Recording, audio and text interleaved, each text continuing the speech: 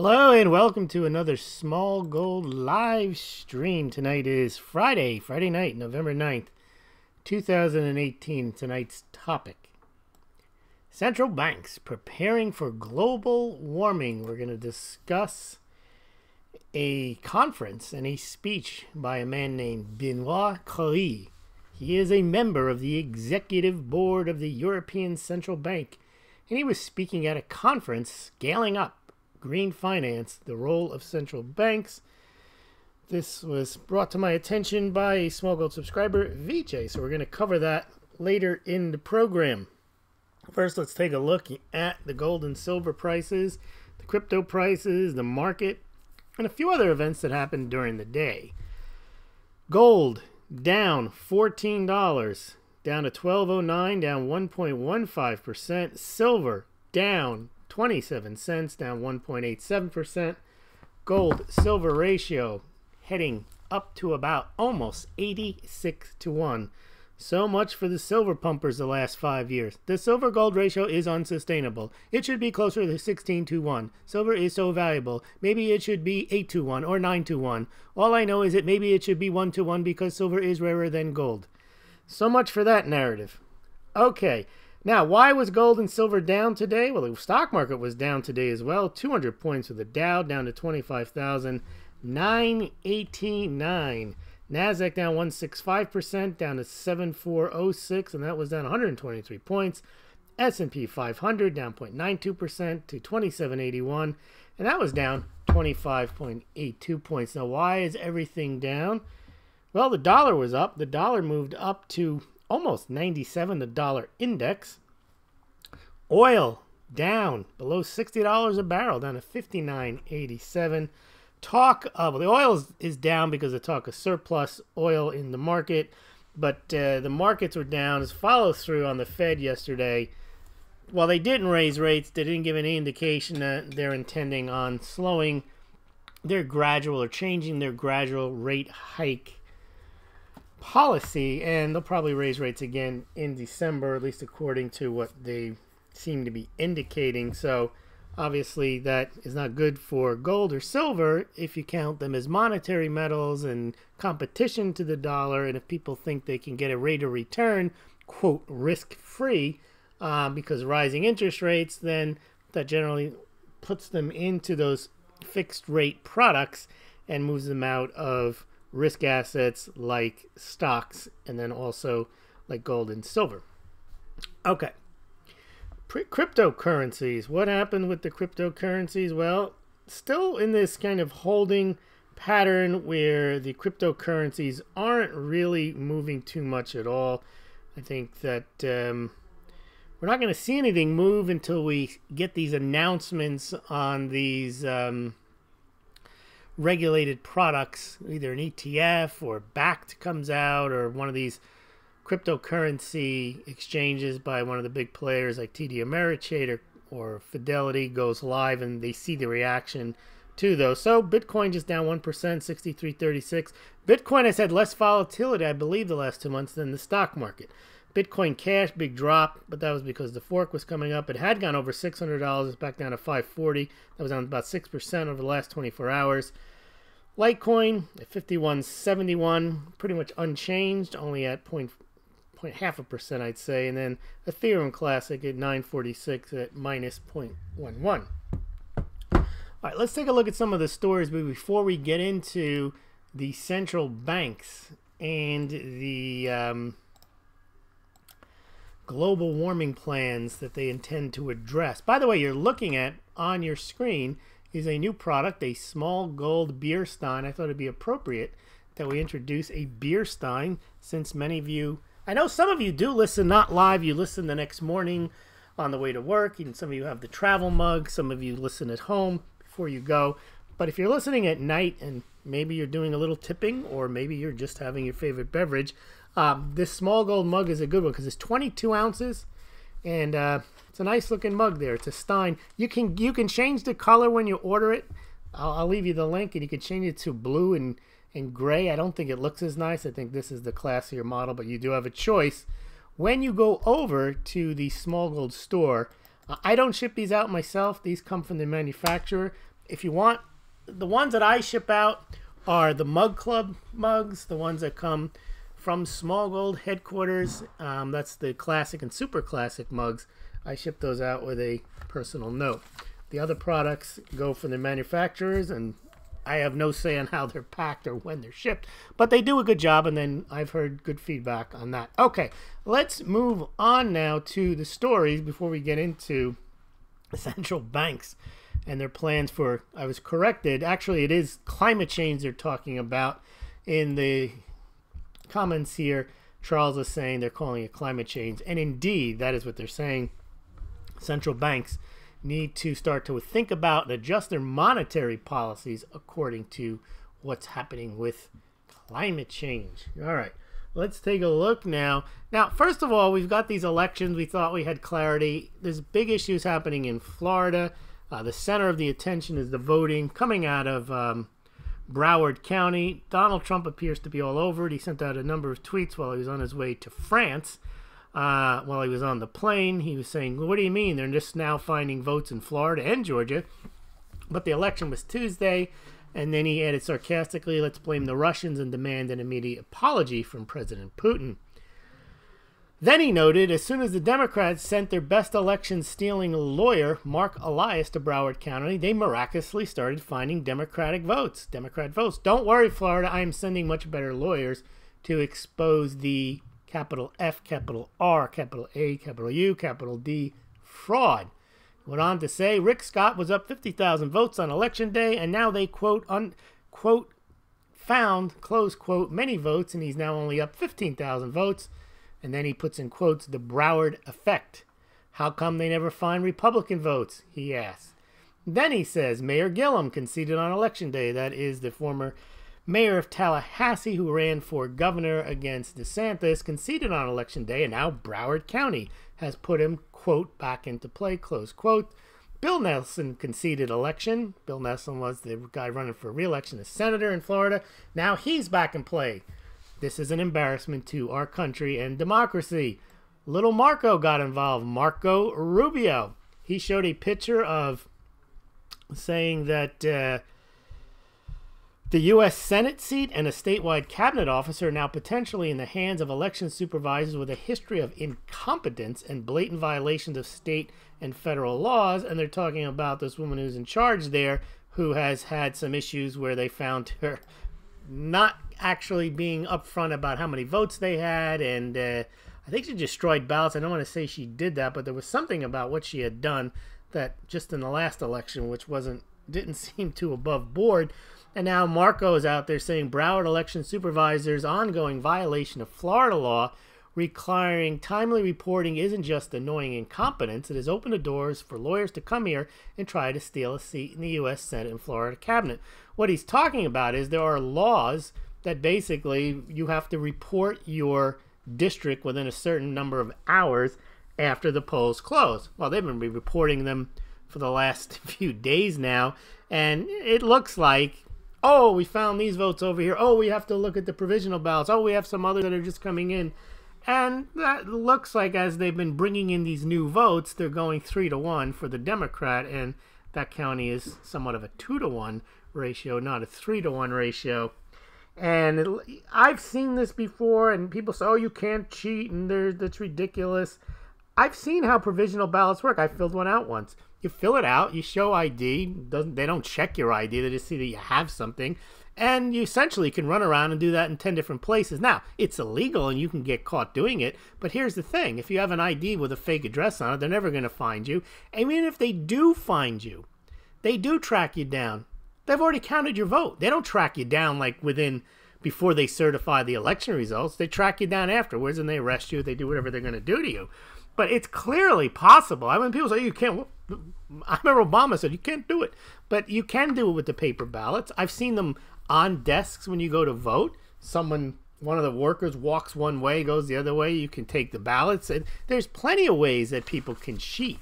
And they do all the time. When they say they found ballots in someone's car, as happened a few years ago with Al Franken, these ballots are handled by humans. They're handed out by humans, even though they may be counted by a machine.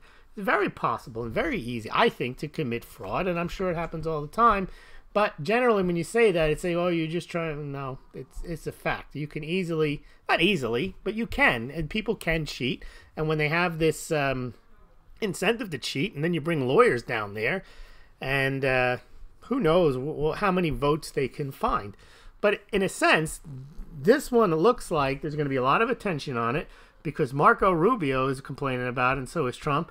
He now says, Rubio says, a new and troubling allegation has emerged, a statement under penalty of perjury that Palm Beach County filled out new ballots to replace damaged ones without allowing campaign representatives to witness the process of creating the new ballot is required by Florida law. Now that sounds like someone's trying to cheat. Then Marco posts a video posted by independent Kong candidate in 2018. It was endorsed by Bernie Sanders in 2016. Purports to show Broward County ballots being transported from polling places in private cars. Has anyone looked into this claim or asked elections departments about it? So clearly the chain of custody, these ballots, when people say you can't cheat and that you just comply, of course you can cheat. All you have to do is get two people complicit who are physically handling the ballots, and then that pile can be added to. They don't verify your vote. They don't, and it's a good thing in a way, but it's also, it harms the election process. So I go to vote. They don't match my name, my address to my particular ballot and make sure there's a one-to-one correspondence. So I can have 10 ballots. They wouldn't know. And they wouldn't even know, in fact, even if I did a provisional ballot, they wouldn't know how many times I voted. They wouldn't know anything. All they would know is that I applied for a provisional ballot. They couldn't even find my ballot. Because there's no connection to the ballot that they give you and your name. So now Trump says law enforcement is looking into another big corruption scandal having to do with election fraud in Broward and Palm Beach. Florida voted for Rick Scott. Then he says, with respect to this lawyer going down for the Democrats, as soon as the Democrats sent their best election-stealing lawyer, Mark Elias, to Broward County, they miraculously started finding Democratic votes. Don't worry, Florida, I'm sending much better lawyers to expose the fraud. Then Rep. Matt Gaetz, he's a Florida congressman. He's part of the Freedom Caucus. He says what concerns Republicans is not the law that will require automatic machine recount in the governor's race or a hand recount in the Senate race. It's the fact that Broward County, we've now had over 80,000 ballots literally spoken into existence. And all of a sudden they're finding these ballots. They're refilling out ballots. These are all hand-marked ballots. And he says it's absurd that since election night, 80,000 ballots have been spoken into existence in two of the most blue counties. This is Palm Beach and Broward County. This malfeasance erodes the faith that undergirds our democratic system, and after 18 years, Florida should have a better equipped system to avoid this. He's referring to the 2000 election, which was also a disaster, in which Al Gore and George Bush, W. Bush, battled it out. And there was all types of election irregularities. They ended up having to go to the Supreme Court. But it was ridiculous because it could have been avoided if they didn't have this sloppy system that they've had in place now, it appears, for 20, 30 years. Problems in Arizona. Donald Trump tweets out, just out in Arizona, signatures don't match. Electoral corruption. Call for a new election. We must protect democracy. All right, so that's what's going on in those elections. The way it's going to shape out is the Democrats will still have the House. The Republicans will still have the Senate, but they may not have a Senate supermajority, not a supermajority. They may only have 52 votes instead of the 53 or 54, which means that they still have to worry about some Republicans flipping, like Collins or Murkowski, on key votes. So we'll see how that all works out. I would imagine that Florida won't stand with this recount stuff, but it may go on for a while. Arizona may just flip over to the Democrats, and McSally will lose that one. Now, this also ties into who we have as Attorney General. Now, we talked the other night, is Sessions quit, or was told to quit, and he did indeed quit. So now we have a new Attorney General, an acting Attorney General, and we hear all the Q people. And I want to clarify what I was talking about last night. I don't discount the fact that there could be patriots working behind the scenes and that there is a, quote, plan. But what I do take issue with is that somehow people believe it's a fact and that whatever happens is part of the plan. No, you can't claim that anything that happens is part of the plan, and that proves existence of the plan. That's actually just blind faith. So the plan was supposedly that Sessions was this super prosecutor, and he was going to be, quote, unleashed and turned loose as soon as they were ready to go on the counteroffensive. Now, to me, that never made any sense, because why would you wait? Oh, it's part of the plan. Well, first of all, if it was, that plan is gone because they fired him, so he's not going to unleash anything. I heard some people say, well, now he could be on the military tribunal. Okay, he doesn't need to be one of 12 people on a military tribunal and do nothing for 2 years. And then people are trying to tell him, well, he has done stuff. And I said, okay, well, he's done stuff. He's had, he's gone after some immigration issues, some human trafficking issues. Still, but that has nothing to do with whether he's part of the plan that's going to flip the tables on the Mueller team and on Hillary Clinton and so on. He's not. He's gone. So he's not going to do anything. And in fact, he's not even going to be able to help out with the fraud in Florida. Now Trump is at a disadvantage. He doesn't have an attorney general that he can use to kind of lay the law down in Florida. He's got an acting attorney general who he admitted today during a press pre-loading himself onto the plane press conference, doesn't even know who the guy is. This new Whitaker guy that he has, the guy who just worked for Sessions. But the Q people are out there saying part of the plan. Well, look, people will believe what they want to believe. There's mythical indictments that they're still insisting that Sessions, the unleashing of Sessions, is really the hiring of him. And I still think that the genius of Q is that, it keeps everyone on the right docile and trusting the plan, while the left has had 2 years unchecked to convince half of America that Trump colluded with Russia and that Hillary's emails were a big nothing. And also, if you think about it, why would you allow the damage that's been done to have Flynn indicted, to have Papadopoulos, to have Manafort's destroyed, to have Cohen and his offices raided so they can bring up new charges on you for campaign violation laws?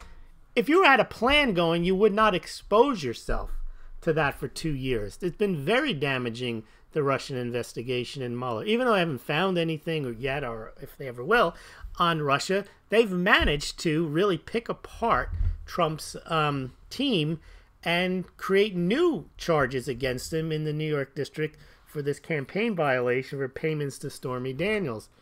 Now, you could say Trump has been picking off also the bad actors in the FBI, Comey, Strzok, Page. Sure. But none of this has anything to do with Q. This is just a natural back and forth. They make it sound like Q has got this grand plan. I think that Sessions, the issue with Sessions is that Trump has had to work around him. It's not part of a plan. It's part of Trump having to maneuver around not having an attorney general. And finally, he realized he's had enough and he's fired him. And I had said this all along. He was going to fire him. He was going to force him to resign. I know what happened after the election. I didn't think it was going to happen the next day, but I didn't think shortly thereafter. And again, it's not because I have any inside information or I trust the plan. But again, people want to believe this kind of stuff. And they're pointing to, well, there's a Uber thing out in Utah, wherever it's happening. Still, why would you play that game and not hire a special counsel to investigate the Russia investigation? That would really be the winning ticket.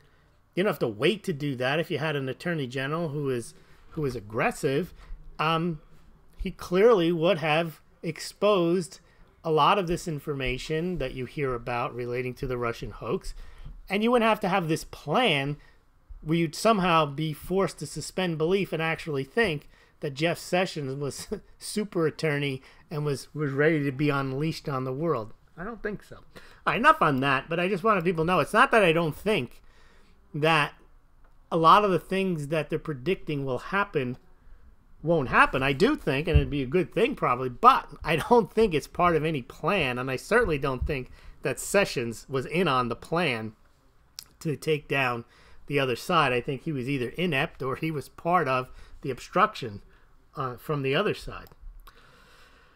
Okay, so let's move on now. There's a couple of other stories, and we'll get to our global warming strategy. Yeah, it's just, the more I think about this Q thing, is it's a pretty dangerous strategy when you supposedly hold all the cards and you have all this information and it's been given to you, that you're going to allow your opponents to run roughshod over you in the press. I guess you could say it's like the rope-a-dope strategy, where, you know, they come blaring off the ropes and like Muhammad Ali, and you knock down George Foreman. Well, that theory's gone, because if that was a theory, that Sessions was just taking a beating and a public berating from Trump every day and from the media, the Fox and so on, that theory's gone. He's not going to come off the ropes and do anything. He's fired. But the plan, trust the plan. All right, let's see. What else do we got today that happened? Now, Rosenstein, well, this does tie into something more practical than talking about Q, is they are now saying, and Jeff Flake is, and here he goes, he's a Republican, he's got nothing else better to do in his final 3 weeks but to go after Trump. A lot of the Republican senators are doing this. Mitt Romney, Flake, see, this is the problem if you don't have a supermajority. Flake, Romney, and Collins, we covered this yesterday, are all complaining that Mueller's work must be protected. Now, I don't know why they think that Mueller's work is so important. Just because there's an existence of a special counsel, there's actually a court case to decide whether he even has the proper authority. But they're the ones they're jumping up and down with the resistance protect Mueller. And Flake is talking about introducing legislation with that other guy that he joined up with during the Ballsy Ford thing, that other Democratic, I don't remember what his name was, but it doesn't matter. He's from Delaware, I think. That they're going to try to stop Trump from firing him. Now, it gets interesting because the new Attorney General Whitaker is the acting Attorney General, and I think Trump doesn't want to name a new Attorney General until the new Senate's come in, because he doesn't want to have a fight in the Senate. He wants to rely on his bigger majority that he'll have early next year when they swear in the new senators. But then he's going to have to deal with he won't have to deal with Flake, but he's going to have Romney there from Utah. But in any event, and second of all, he's not going to fire Mueller anyway. They were in the streets yesterday complaining, protect Mueller, protect Mueller. I think he's just going to let Mueller finish what he's doing, but he's also going to hire or appoint a new Attorney General. And a lot of people are saying not only is it important that they protect Mueller, but get this, that it's important that Rosenstein continues to be the guy overseeing it. Now, the problem I have with Rosenstein is, and I have a problem with people wanting to protect him. It's like, why do you care? What is so important about Rosenstein?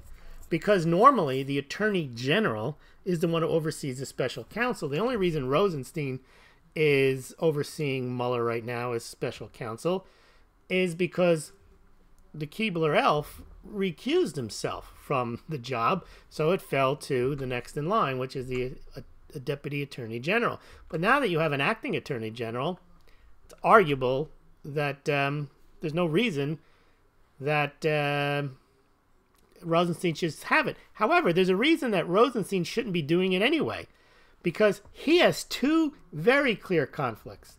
One, there's an obstruction of justice charge, supposedly, that Mueller is looking into. And as part of that investigation, he's going to want to examine why Trump fired Comey.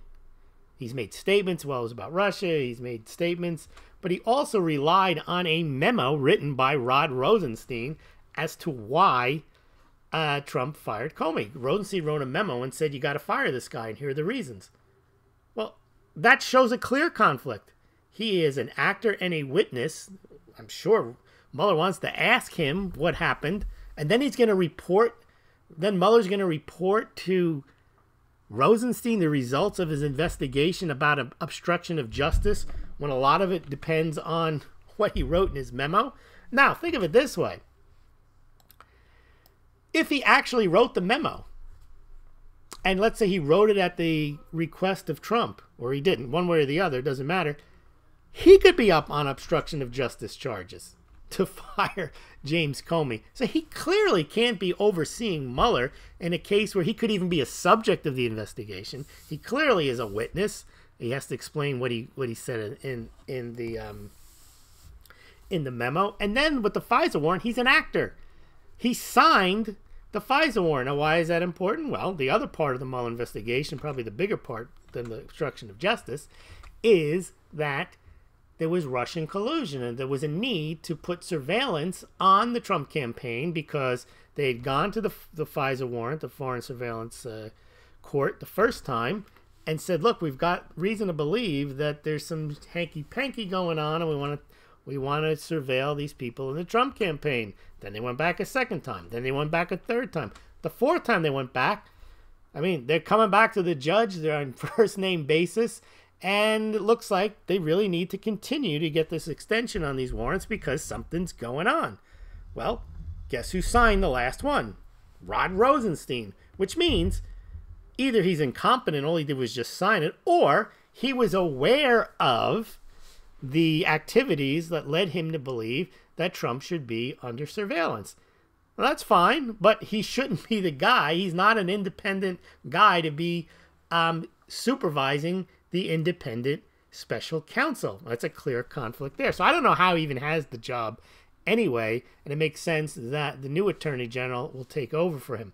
But really what's going to happen is, if Mueller's smart, he'll try to finish up his report before a new attorney general is appointed, and then try to give it to Rosenstein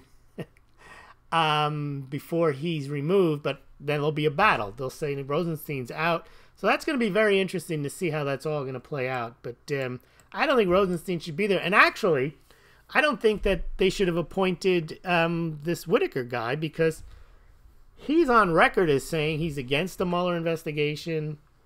He gave reasons why or how you can shut down the Mueller investigation by cutting off their funding.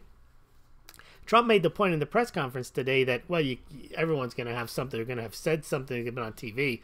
But I think this one's a bit direct, and I think him saying, I don't know who the guy is, it's like, well, that doesn't give me much confidence. Why don't you pick somebody to be interim attorney general that doesn't have this conflict, and maybe that you might know who he is. And the way I saw it is, you generally, if Sessions resigns, the normal sequence would be, then Rosenstein would just be the guy anyway. And I'm sure he didn't want that to be the case. So he picked somebody, and you have to pick somebody either with the Senate, or if they've been either approved by the Senate in the past, or they've been in the department, I think, 90 for the last 90 of the last 260 days. So apparently this guy met the test that he could just be slid in there as an interim. But what I'm saying is that what might happen is that Mueller may produce his report before Trump produces and gets approved a new nominee for Attorney General. All right, what else happened during the day here? Let's see. Oh, in the gold, Venezuela asked to get $550 million worth of gold back. And it's from the Bank of England. And England said no. Now, I understand why England said no, but I can hear the gold. They know why Venezuela wants the gold. They don't want it like to having to hold or because they're worried about a crisis. No, they want it because they need it and they want to spend it and they want to use it to evade sanctions. So, of course, they were told no. But that's a failure to deliver. So Venezuela was standing for delivery and they were told they can't have it, which means only one thing. No gold left at the LBMA. No gold left at Bank of England. Gold set to skyrocket, I'm sure, if anyone's picked up on that. Now, what else? We had, we'll cover that on maybe tomorrow, the JP Morgan trader. Yeah, let's get into our central bankers now as weathermen. This is the latest. Now, this, as I mentioned, was sent to me by VJ. And Benoit Couet, he is the member of the executive board of the European Central Bank. And they got nothing else better to do than to attend conferences like Scaling Up at Green Finance. The role of central banks. Now, central banks will always take a role in something where they can push an agenda. Now, the best thing about global warming, climate change is carbon taxes. Carbon taxes are something that all banks would love. Why? Because there's no collateral. You can buy them, you can sell them, you can trade them. It doesn't cost you anything to create them. You just have to be in with the government and understand where the carbon credits are going to go, and then you can trade them, you can own them as assets, you can buy them, you can sell them, you can do derivatives. They would love to get that up and running. It's far better to run a global carbon tax credit scheme than it is to try to run mortgages, because real people live in houses and they have real mortgages, and there's default and there's collateral, and it gets messy, as we saw in 2008. Nothing can go wrong with carbon taxes. You can issue them, you can raise the price, you could trade them. So clearly, if you can create an environment where you need to stop global warming or climate change, whatever you're trying to do, taxes are, and they really are. I mean, if you want to stop behaviors in people and individuals, you put a tax on it. You want people to stop smoking, you put a tax on the cigarettes. They don't stop, at least you make the money. Alcohol, same thing. Marijuana, whatever it is. It's the same with institutions. You want them to stop polluting or creating carbon, whatever it is, put a tax on it. And they want to still pollute, well then they got to buy more. They got to buy more tax credits. How much does it cost to issue them? Nothing. Well, you can see what a wonderful scheme that would be. But here's what I like is when you have central bankers acting as weathermen or climatologists. This is a quote.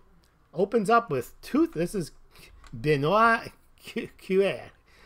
2018 has seen one of the hottest summers in Europe since weather records began. See, that seals the deal there. And then he says, increasing weather extremes, rising sea levels, and Arctic melting are now clearly visible consequences of human-induced warming. Then he says, climate change is not a theory, it is a fact. Now, the thing about science, when they say the science is settled, that's actually an anti-scientific statement. Science is never settled. Mathematical principles or laws are settled. 2 + 2 is 4. So, for example, Galileo believed in a heliocentric world where the Earth revolves around the sun, but the science at the time was settled in that the sun revolved around the Earth, and he was thrown in jail. You can see, once people decide science is settled, they become very defensive of the position that anyone, they call them science deniers, climate deniers. I'm neither any of them. I have no idea whether the word, and then they tell you you're supposed to trust the experts. Well, if you trust the experts, they could be wrong. No, that's not possible. The science is settled. But that's not the point. Not to get into a global warming, global climate change debate. It's the idea now that central banker is stating he knows that climate change is not a theory, that it's a fact. Now, before I go on with what he said, here's the problem with climate change. Let's say it's a fact, not a theory, okay? And the other thing is, it could change, meaning that human-created climate change or global warming could also be humans can change the course of that and then reduce the carbons. Let's say they come up with a plan through carbon taxes and through green energy, get rid of fossil fuels. Well, then it can all change. Then you would have a situation where you might have a reduction in the greenhouse gas or whatever it is, and you have global cooling. Or you might have something worse. It may be, and we've never seen this before, let's say the Earth cools a lot, warms up a lot, and all of a sudden it cuts down. There could be a dramatic impact on the Earth, maybe not because of could just because of the difference in temperature. But my point is, and you may say, well, that sounds stupid, but who knows what's going to happen? So, for example, let's say instead you have global warming, and all the things that they say are going to happen do happen. What they don't know, this is from a weather perspective, what they don't know is what the impact really is going to be on the Earth. They've done models where they say, well, the temperature rises this much, the Gulf Stream changes here, and then England becomes more temperate, then in the northern part becomes more temperate.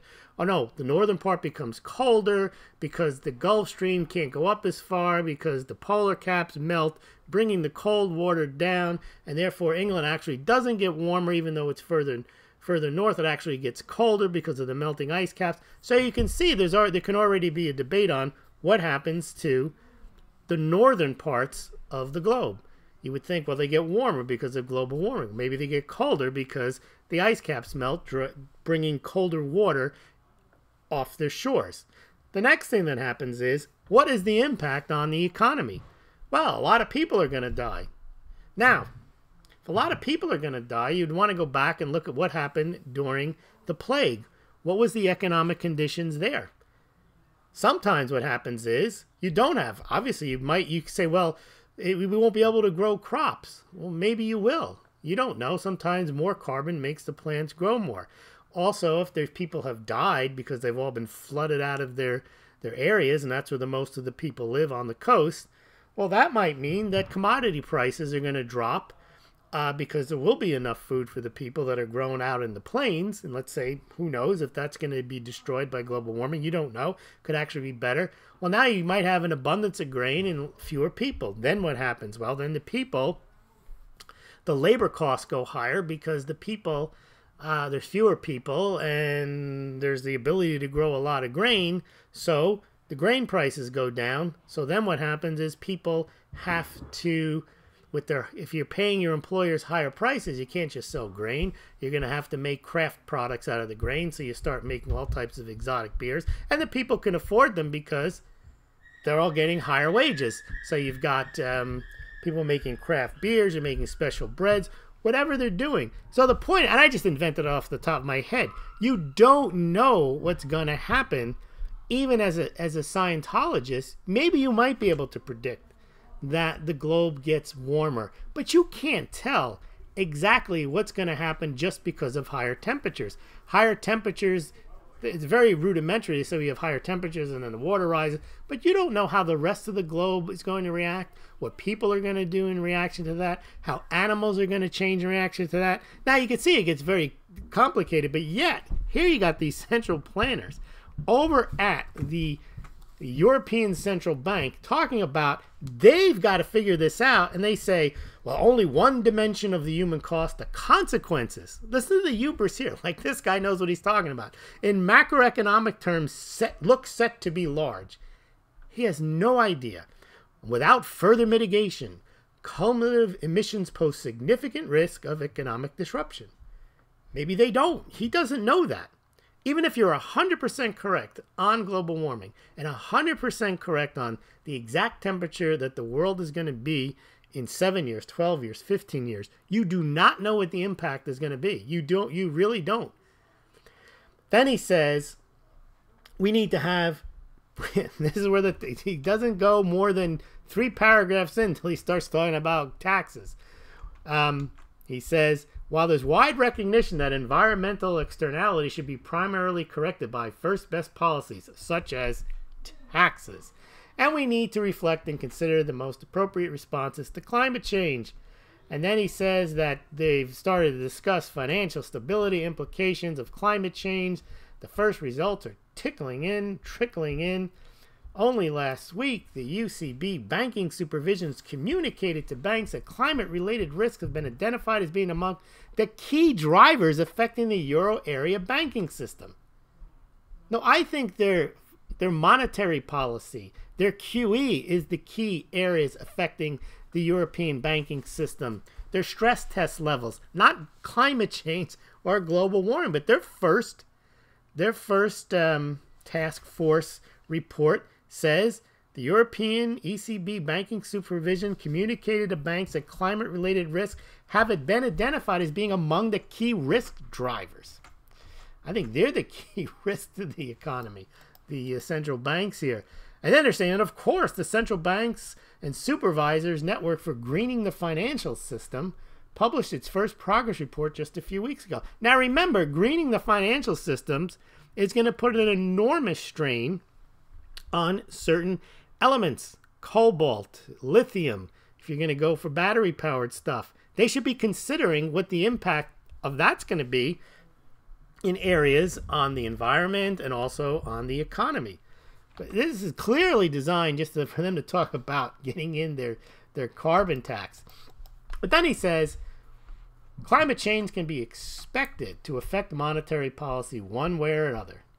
That is, if left unchecked, it may further complicate the correct identification of shocks relevant for the medium-term inflation outlook. So he's saying we have a hard enough time figuring out the medium-term inflation outlook, but if we don't do anything about global warming, it's going to make our job impossible. It may increase the likelihood of extreme events and hence erode central banks' conventional policy space more often. And it may raise the number of occasions on which central banks face a trade-off, forcing them to prioritize stable prices over output. So now he's creating straw man scenarios where global warming has basically made them, forced them into a Hobson's choice. And they're just going to, so they're basically saying, we really can prepare for global warming. We have to stop it. So central banks really can't figure out what to do if there's global warming. It just screws everything up is what they're saying. And therefore, we need to be part of the solution. We can't try to like fix this afterwards. We need to stop global warming. We need to stop climate change. And what tools do we have? Well, we kind of have to start thinking about that global carbon tax, don't we? And then he says it would be more desirable in which humankind rises to the climate change challenge. If we did, then the monetary policy could be equally far-reaching, in particular if the associated shift in energy mix changes relative to prices to extent that risks destabilizing medium-term inflation expectations. That's a bunch of gibberish. Energy change mixes relative prices to an extent that risks destabilizing medium-term inflation expectations. It's a very complicated problem here. All right, well, I'm not going to, that's enough of this. This is, well, he's got some more points here. He says, to appreciate how climate change may affect monetary policy, it's useful to first recall the basic principles of how central banks decide on their actions. And then they identify the nature, persistence, magnitude of the shocks hitting our economy. I've had enough of this. All right. Anyway, let's see what you guys think. I'll link this to you. You can read it if you want. But clearly, the problem with climate change, it's not like a hurricane. It's not like a one-time event where you can factor that into your econometrics. We know now what happens generally. We just don't know the extent of it when there's a hurricane or a snowstorm or tornado. Things that you could predict, things that you can't predict. We don't know, A, if there's climate change to the extent they say there's going to be climate change, and B, we do not know the impact. So the smartest central policy, if you have to have central policy, monetary policy, really would have to be wait and see. You can't start making policy now, and the only policy they're really recommending is that we can't make policy, so we have to have, it sounds like, a global carbon tax. All right, let's see what you guys think over here. All right. Oh, we got a lot of comments. Now, who do we got tonight? Who do we got? Charles, yes, global warming. They've given up pushing that scam. It's now called climate change, and it's part of the deception of Agenda 21. Mac. Silver spot, $14.12. Someone told them to buy, and that orange man, bad. Oh, NPC 43533 told them to buy. You must buy silver. It is $14.12. We think that the bottom is in at $14. We will stake our reputation on that because I am a guru and I call bottoms, and that the orange man bad. Okay, by the way, I don't advocate that. Some people, they have no sense of humor. They think that I probably just said the bottom was in. I didn't. I did an NPC imitation. Pablo Pina. This is his statement, not mine. Good time to buy physical silver. Then there's a Smaulgld mug advertisement there. You see it right there. 22 ounces. That means you can pour a full 12-ounce beer in there and almost another one in there. So it's a very nice. Nice. I like it. Can you keep it in your freezer? Actually, there's another one. It looks like when you put a regular glass mug in the freezer, it gets that frosted look. There's also a Smaulgld frosted mug. While we're talking, why don't I show you that? It doesn't look nice on it. Looks better in real life. It doesn't look nice. It doesn't look nice. You know what I mean? You got to have a beer here. All right. Hold on. It doesn't look nice in the picture because it's frosted, so it doesn't really, but it's a really cool mug. But this one is only 16 ounces, the frosted mug. That other one is 22 ounces. Here's the Frosty the Snowman. This is the 16-ounce mug. It's really cool looking, though. And when you put it in the freezer, you get a little extra frost on it. So that is a nice one. All right, laying some cash on the side, says Bingo Boy for the silver drop coming. Wow, you think it's going to go lower? Wow, that's interesting. Could. I don't doubt it.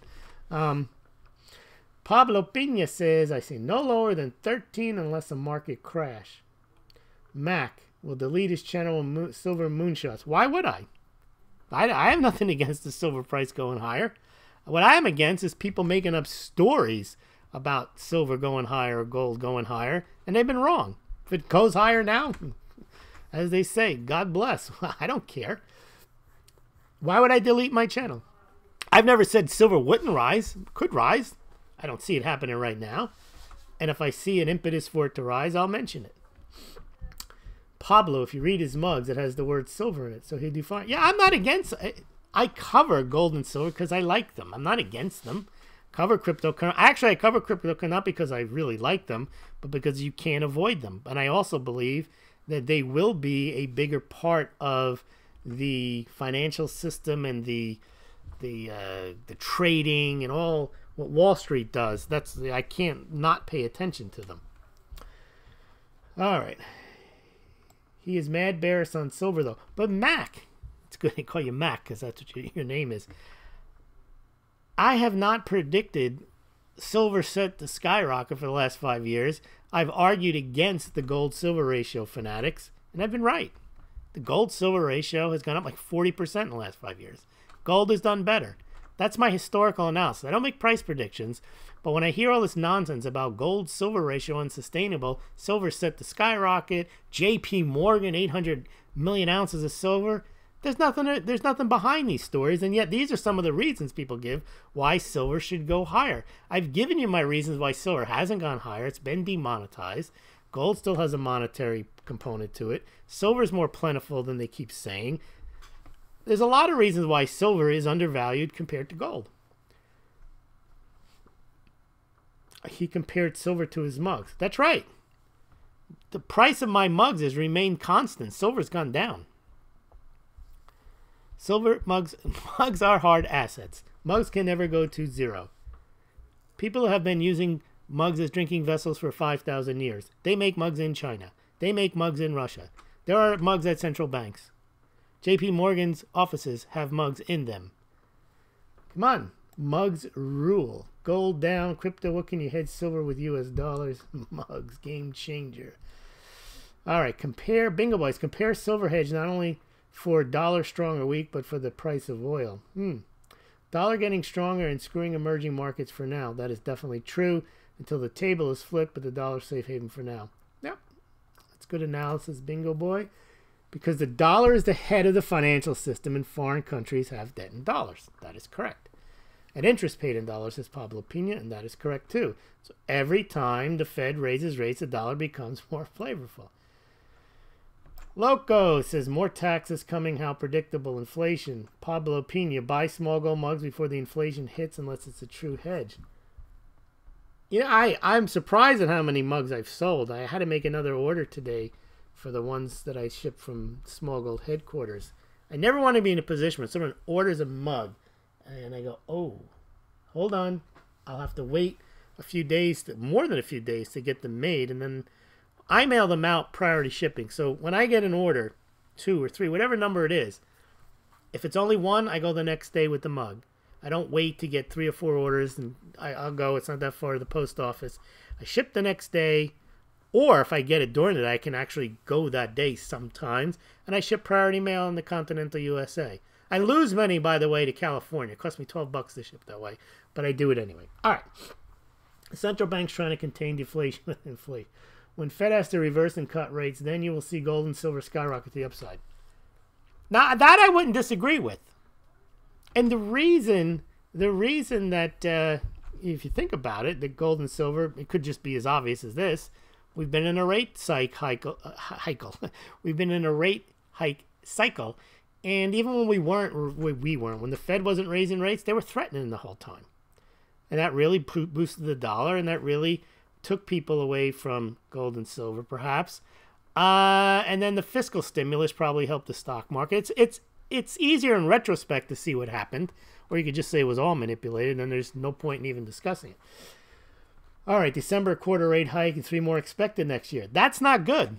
I mean, that would be 2.75% rates, which is one of the things I always said why the Fed would raise rates, because it really does, when they keep saying end of dollar hegemony, dollar to go to zero, all this stuff, the raising rates really makes the dollar more valuable, makes the dollar index go higher, and it's the one treasury that pays decent rate of interest.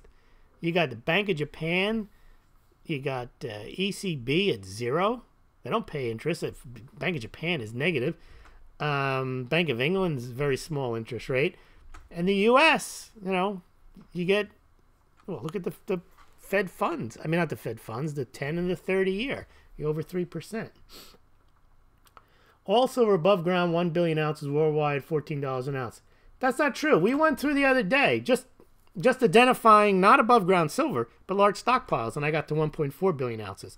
Go back and check out that video I did. If you include the LBMA, you include the ETFs, you include COMEX vaults, you include Shanghai Gold Exchange, just the silver that they list, it's 1.4 billion ounces. Then forget all the other silver that people have saved in jewelry, silverware. It's far more than 1.1 billion ounces. All right. Amazon has 1 trillion market cap, and they can't write, and they can write a $14 billion check. Oh yeah, well, I've done that one too, Bingo Boy. I've shown exactly that for you can buy a year's supply of silver for $13 billion, $12 billion. I actually did a survey. I think there's like 28 billionaires that have enough money to write a check for it.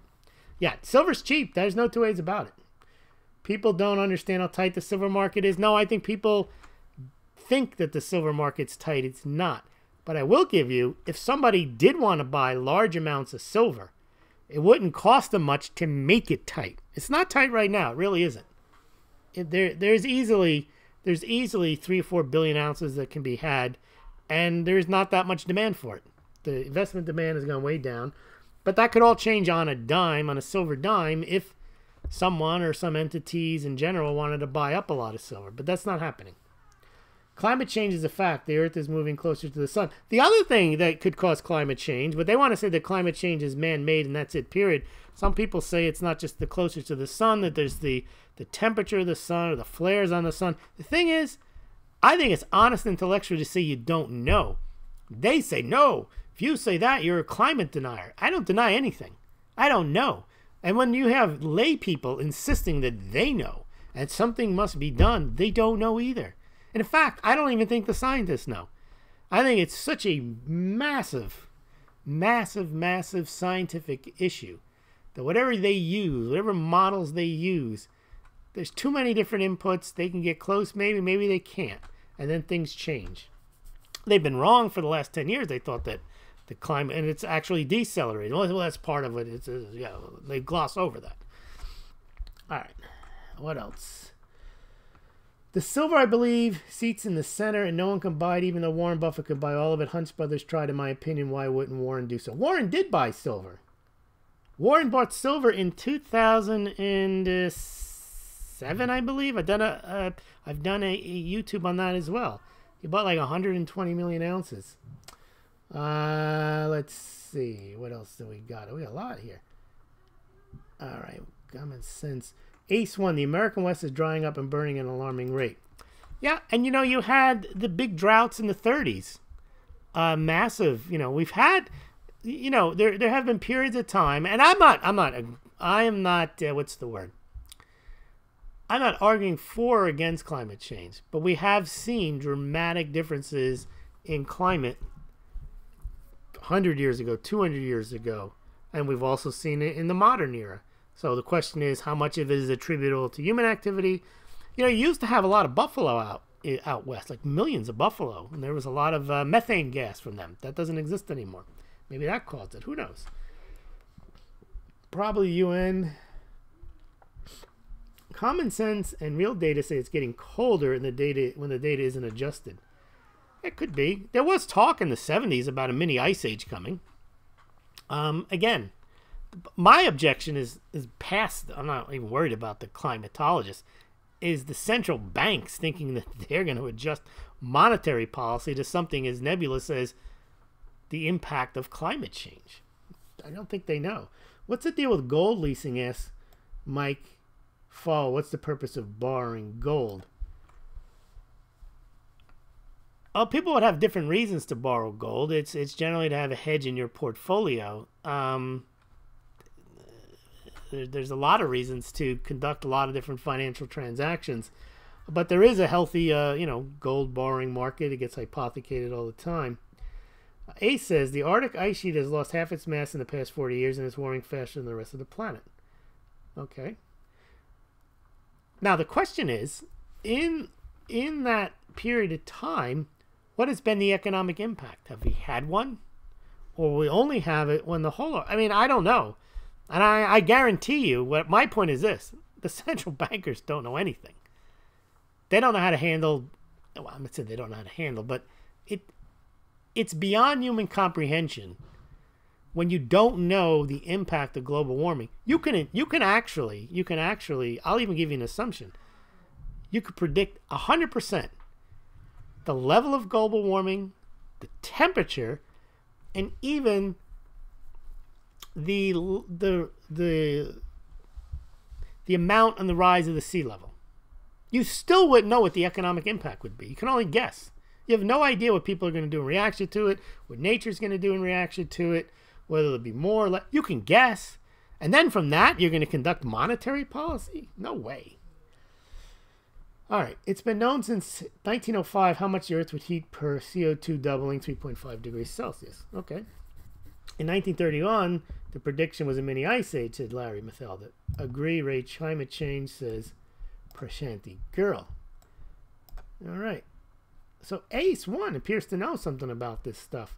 But the question I have, if you can respond in the comments, Ace, is assuming you know the level of the change, and I'll give you an assumption. You know exactly what it is. You don't know the precise impact on the environment, and then you certainly don't know the economic impact. You can only guess. Yes, in 1970s prediction about many ice ages was because of the coal particulates, global dimming. It's actually covering up how bad the global warming is. Well, one would argue then we should start using coal again. And that would offset the global warming. Yeah, that's it. Shark Ear. The Solar Flares, my new band. Thank you. There you go. Solar Flares. You got to play some music on here for us. Okay, Annabelle. In 11,000 AD, I think you mean 1100, Europe experienced a significant rise in temperature that spurred the growth of European civilization in all fields, including agriculture, art, architecture, academia. See, that is my point. And a little before that, a little after that, you then had the plague of the 1300s.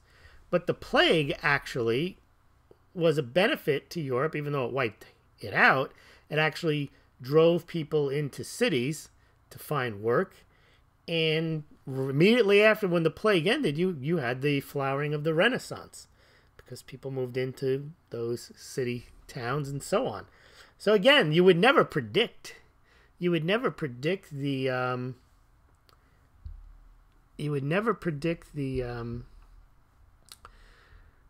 The impacts. You can't correctly predict the impacts of a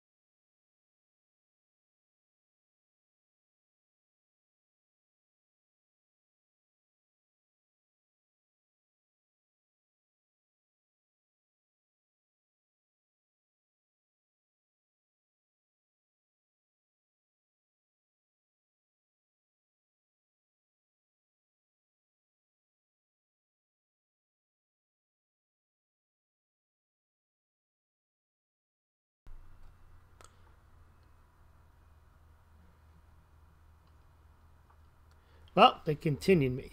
You guys know I get cut off all the time. I don't know. Maybe I was talking about climate change. I don't like what I'm saying, but I got cut off. Thanks for letting me know, Mac. Yeah, I got cut off. It happens maybe every 3 times I'm on. We're experiencing technical difficulties. We got hit by a solar flare. I was pumping the patron. I was thanking my patrons for becoming patrons, and I was saying I'm up to 18 patrons, and that I do respond to all of the patrons' emails, and that I think I have 3 members of the Mug Club. That's where you pay $25 a month, and you get a Smaulgld mug as part of your initial subscription. If you become part of the Super Mug Club, you get both the classic and super classic mugs for $50. But then I have $2 proletariat and proles and $5 levels as well. So please check that out. I do appreciate the Smaulgld Patreon. I was just about to give you the link for that to become a Smaulgld patron, and YouTube cut me off. All right. Annabelle. Ace. Oh, no, I'm sorry. Ace was answering a question, and I wanted to hear what he was going to say. When all the coastal cities are under a couple of feet of water, it's going to destroy the global economy probably in 50 years. See, now that's a very general statement. But here's the thing, Ace. You have to make an assumption that just happens overnight. Because people are not going to stand there and then allow the waters to rise and for them to be wiped out. Over time, what's going to happen is people will, if this indeed happens, as I said, I'll give you could predict exactly the temperature and exactly the sea level rises. People aren't just going to stay there and get wiped out, especially if they know it's happening. What will happen? We don't know. We can project. Maybe they'll build like New Orleans style levees. Maybe they won't. Maybe they'll leave. Well, if they leave, where will they go? Will leaving create economic activity, positive economic activity? Because now you have to leave the cities, you have to build elsewhere, and you have to create supply lines, you have to build bridges. So one could argue that the global economy, if the coastal populations have to all leave within a 10 to 15 year period, well, what's going to happen then? That's massive economic activity. Everybody has to go, and everybody has to leave the cities, and they have to build stuff, and that could create economic activity. So to say, yes, if it all went away tomorrow and the water came in and wiped out the wiped everything out, well, then of course you'd have that issue. All right. Ace, that was supposed to happen in the 1990s. No, it wasn't. I don't think it was predicted that it was going to happen then. Ace 1, no, it wasn't. Larry Matilda, my sand dunes are growing, so how is it sea level rising? Ace, clever refutation. My parents sold a waterfront home in the 90s because of this bad move financially. Mac buffering. Oh, is it not working again? You know what? I'm just going to end this because I'm pushing my luck with this stream. Thanks, everyone. Good night.